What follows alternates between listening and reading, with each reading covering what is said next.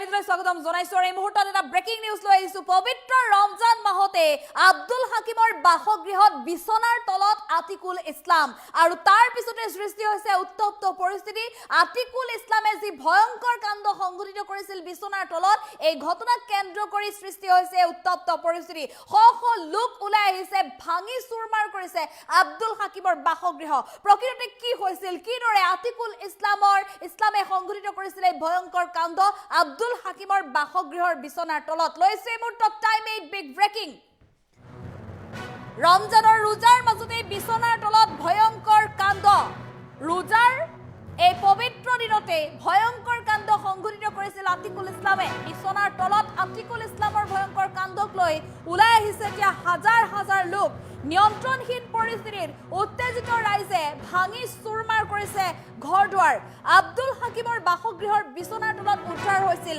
আতিকুল ইছলামৰ মৃতদেহ আৰু ইয়াৰ পিছতে উত্তপ্ত পৰিস্থিতিৰ সৃষ্টি কৰিছে গাঁওবাসীয়ে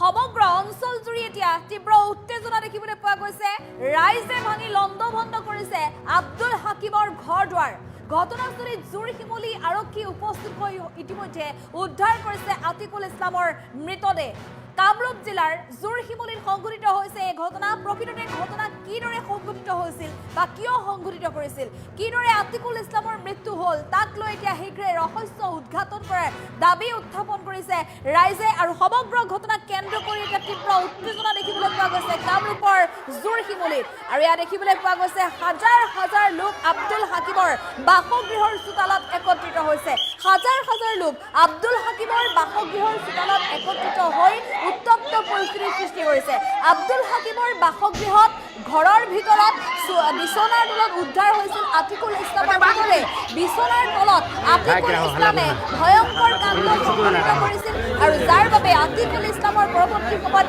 মৃত্যু হৈছিল আব্দুল হাকিমৰ বাসগৃহত বিছনাৰ তলতেই মৃত্যু হৈছিল আৰু তাৰ পিছতে সৃষ্টি হৈছিল উত্তপ্ত পৰিস্থিতি আতিকুল ইছলামৰ মৃতদেহ যেতিয়া আব্দুল হাকিমৰ বাসগৃহৰ ভিতৰত উদ্ধাৰ হৈছিল তাৰ পিছতে সৃষ্টি হৈছিল উত্তপ্ত পৰিস্থিতি আৰু এই সকল লোক ওলাই আহি এতিয়া আব্দুল হাকিমৰ বাসগৃহক ঘেৰাও কৰি ভাঙি লণ্ডভণ্ড কৰিছে আব্দুল হাকিমৰ বাসগৃহ এফালৰ পৰা আব্দুল হাকিমৰ ঘৰ-দুৱাৰ ভাঙি লণ্ডভণ্ড কৰিছে উত্তেজিত ৰাইজে আতিকুল ইছলামৰ মৃত্যুৰ ৰহস্য উদ্ঘাটন কৰাৰ দাবী উত্থাপন কৰিছে আৰক্ষীৰ এটা বৃহৎ দল ইতিমধ্যে উপস্থিত হৈছে আব্দুল হাকিমৰ বাসগৃহত আব্দুল হাকিমৰ বাসগৃহত আৰক্ষী ইতিমধ্যে বিভিন্ন প্ৰান্তত আব্দুল হাকিমৰ বাসগৃহৰ আশে-পাশে যিসমূহ ঘৰ আছে সকলোতে এতিয়া অভিযান চলাইছে আৰক্ষীৰ এটা বৃহৎ দলে এফালে বিছনাৰ তলৰ পৰা আতিকুল ইছলামক উদ্ধাৰ কৰি বৰ্তমান মৰণোত্তৰ পৰীক্ষাৰ বাবে প্ৰেৰণ কৰা হৈছে বুলি জানিব পৰা গৈছে আতিকুল ইছলামৰ মৃতদেহ উদ্ধাৰ কৰি মৰণোত্তৰ পৰীক্ষাৰ বাবে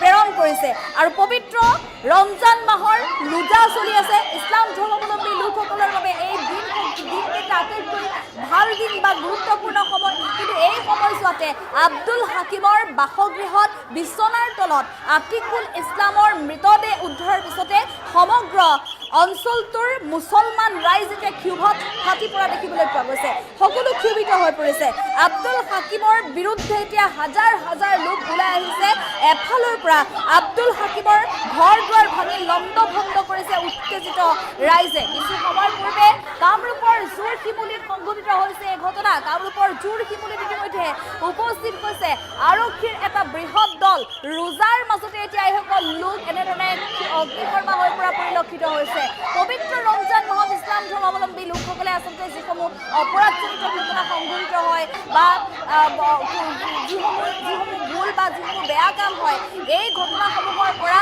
আঁতৰত থাকিবলৈ প্ৰতিগৰাকী লোককে আহ্বান জনায় নিজেও সকলো যাতে ধৰ্মীয় ৰীতি-নীতি পালন কৰিব পাৰে বা নিজেও এনেধৰণৰ কোনো ঘটনাত যাতে লিপ্ত নহয় তাক লৈ প্ৰতিটো মুহূৰ্ততে তেওঁলোকে আল্লাহক প্ৰাৰ্থনা কৰে কিন্তু তাৰ মাজতো এনে একাংশ লোক আছে যি ইছলাম ধৰ্মাৱলম্বী লোকসকলৰ এই পবিত্ৰ ৰমজান মাহটোকো অপবিত্ৰ কৰিবলৈ চেষ্টা কৰি আহে আৰু যাৰ বাবে আজি আতিকুল ইছলামৰ মৃত্যু হ'ল আব্দুল হাকিমৰ বাসগৃহৰ ভিতৰত আমি পুনৰ জনাইছোঁ পবিত্ৰ ৰমজান মাহতে এটা চাঞ্চল্যকৰ ঘটনা সংঘটিত হৈছে আব্দুল হাকিমৰ বাসগৃহৰ ভিতৰত বিছনাৰ তলত উদ্ধাৰ হৈছে আতিকুল ইছলামৰ মৃতদেহ। আতিকুল ইছলামে বিছনাৰ তলত ভয়ংকৰ কাণ্ড সংঘটিত কৰি থকাৰ সময়তে অৱশেষত মৃত্যু হৈছিল আতিকুল ইছলামৰ। আৰু এই ঘটনাৰ পিছতে এতিয়া আব্দুল হাকিমক বিচাৰি ৰাইজ এনেধৰণে উত্তেজিত হৈ পৰা পৰিলক্ষিত হৈছে। এফালে আব্দুল হাকিমৰ বাসগৃহত চোতালত দেখিবলৈ পোৱা গৈছে আতিকুল ইছলামৰ ঘৰৰ যিসমূহ আত্মীয় আছে, আতিকুল ইছলামৰ আত্মীয়ই কান্দোনত ভাঙি পৰিছে। ৰমজান মাহতে নিজৰ ঘৰখনৰ মূল ব্যক্তিজনক হেৰুৱাই কান্দোনত ভাঙি পৰা পৰিলক্ষিত হৈছে। আৰু আনফালে আব্দুল হাকিমৰ বিৰুদ্ধে এতিয়া হাজাৰ হাজাৰ লোকে প্ৰতিবাদ কৰি আব্দুল হাকিমৰ ঘৰ দুৱাৰ ভাঙি লণ্ডভণ্ড কৰা পৰিলক্ষিত হৈছে। আব্দুল হাকিমৰ বাবে আজি আতিকুল ইছলামৰ মৃত্যু হোৱা বুলি ক্ষোভ প্ৰকাশ কৰিছে ৰাইজে। এফালে ঘটনাস্থলীত পৰিস্থিতি নিয়ন্ত্ৰণৰ বাবে আৰক্ষী উপস্থিত হৈছে। আৰক্ষীয়ে পৰিস্থিতি নিয়ন্ত্ৰণৰ চেষ্টা অব্যাহত ৰাখিছে। বিছনাৰ তলৰ পৰা আব্দুল হাকিমৰ বাসগৃহৰ ভিতৰৰ বিছনাৰ তলৰ পৰা ইতিমধ্যে উদ্ধাৰ কৰা হৈছে আতিকুল ইছলামৰ মৃতদেহ আৰু মৰণোত্তৰ পৰীক্ষাৰ বাবে প্ৰেৰণ কৰিছে। আৰক্ষীৰ দলে পৰিস্থিতি নিয়ন্ত্ৰণৰ বাবে এতিয়াও চেষ্টা অব্যাহত ৰাখিছে। ৰমজান মাহতে আব্দুল হাকিমে এনেধৰণৰ কি ঘটনা সংঘটিত কৰিছিল বা এনে অপৰাধজনিত ঘটনা সংঘটিত কৰি অহাৰ অভিযোগ উত্থাপন কৰিছে এতিয়া আব্দুল হাকিমৰ বিৰুদ্ধে স্থানীয় ৰাইজে। পূৰ্বতেও আব্দুল হাকিম বিভিন্ন ধৰণৰ অপৰাধজনিত ঘটনাত জড়িত থকাৰ অভিযোগ উত্থাপন কৰিছে। ড্ৰাগছকে ধৰি অন্যান্য সামগ্ৰীৰ সৰবৰাহতো এতিয়া আব্দুল হাকিম জড়িত থকা বুলি ৰাইজে অভিযোগ উত্থাপন কৰি আব্দুল হাকিমৰ বিৰুদ্ধে প্ৰশাসনক ব্যৱস্থা গ্ৰহণৰ দাবী উত্থাপন কৰিছে। পৰৱৰ্তী সময়ত যাতে এই অঞ্চলটোত কোনো কাৰণত এনেধৰণৰ ঘটনা সংঘটিত নহয় তাৰ বাবে এনেদৰে দাবী উত্থাপন কৰি পৰিস্থিতি উত্তপ্ত কৰি তোলা পৰিলক্ষিত হৈছে।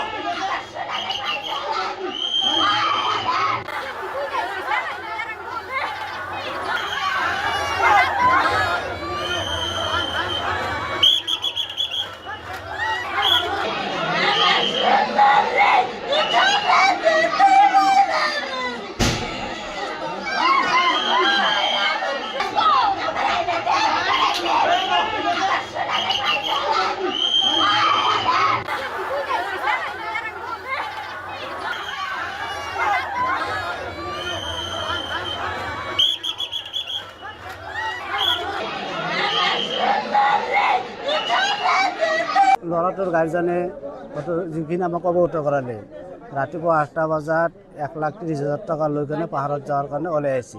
ল'ৰাক যিটো হৈছে তাৰ নাম হ'ল আতিকুল। গাৰ্জেন আৰু গম পালা যে 1টা বজাত জ্বৰ হুমলিত এটা আমাৰ আতিকুলৰ হৈছে। এনেকুৱা শুনা পোৱাত হয়তো আমিও আহিলোঁ। অহাৰ পিছত হয়তো আমাৰ যিখিনি মানুহ আছে সেইখিনিতো এইটো অহবৰ ঘৰ নেকি, মানুহ 3-4জন আছে। কিন্তু আমাৰ ভতিজা তেখেতে আহিছে অকলে আৰু এজন পিছত আহিছে। অহাৰ পিছত কিন্তু ইহঁতৰ ঘৰৰ ভিতৰত সোমাব দিয়া নাই। যেতিয়া সোমাব দিয়া নাই তেতিয়া মানে সন্দেহ কৰিলোঁ যে আমাৰ ল'ৰাজন ইয়াতে আছে। পিছত দৰ্জা ভাঙি কিনে চাই মানে খাটৰ তলত লাষ্টটো পৰি আছে। তাৰপিছত মানে আমি ওচৰ চুবুৰীয়া মানুহ গম পোৱাৰ পিছত এই ঘৰৰ হ'ব আৰু তাৰ ল'ৰা চৰা কেইজন আছিল আমি চিনি নাপাওঁ, সেইকেইজন ইয়াৰ পৰা পলাই গুচি যায়। গতিকে তাৰপিছতো আমাৰ জোৰমূলী আৰক্ষী ইয়াতে আহে। আইখিনি মানে ঘটনাটো মানে নিয়ন্ত্ৰণ কৰাৰ কাৰণে চেষ্টা কৰি আছে। এইখিনি মই আৰু জানো। ল'ৰাটোৰ গাৰ্জেনে হয়তো যিখিনি আমাক অৱগত কৰালে, ৰাতিপুৱা 8টা বজাত 1,30,000 টকা লৈ কেনে পাহাৰত যোৱাৰ কাৰণে ওলাই আহিছে। ল'ৰাক যিটো হৈছে তাৰ নাম হ'ল আতিকুল।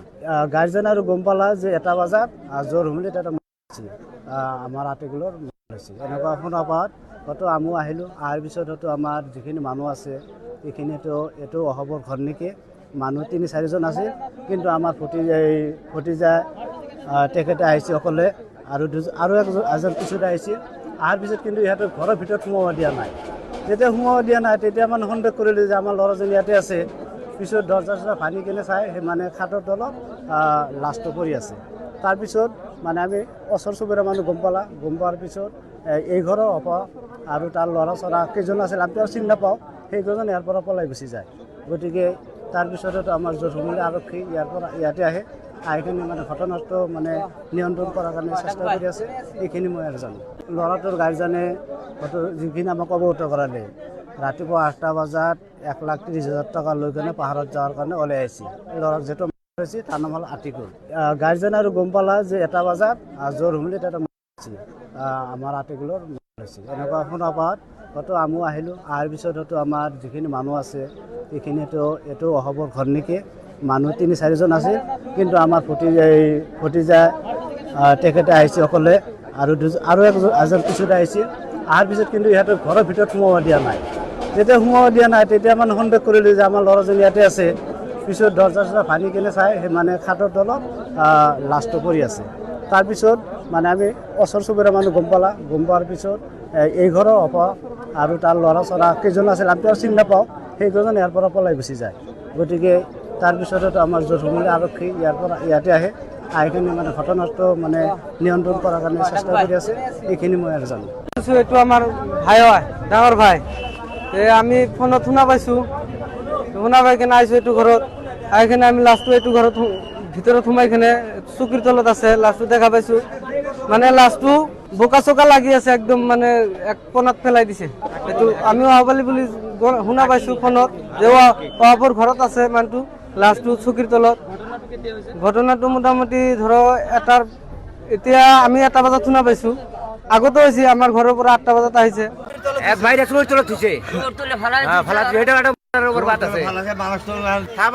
আমি হাকির বাচ্চা যাবো, আমি পয়সা পাই হেনে গলে হেনটে আর ফট করে আই বললো। আমি হেনটে জানি আমি আমার 22টার হসু বাড়ি আছে, হেনটে খবর জানি এনে কালেকশন করবার আছে, পাহাড়ে কারবার করে, বিজনেস করে আমার এই বাচ্চা। এই সব মাছের বিজনেস কোন, সুপারির বিজনেস কোন, হাদা কোন, শুকনা মাছ কোন। রবুকুল আতিকুল ঘর বেহারকান্ডা। নাম কি?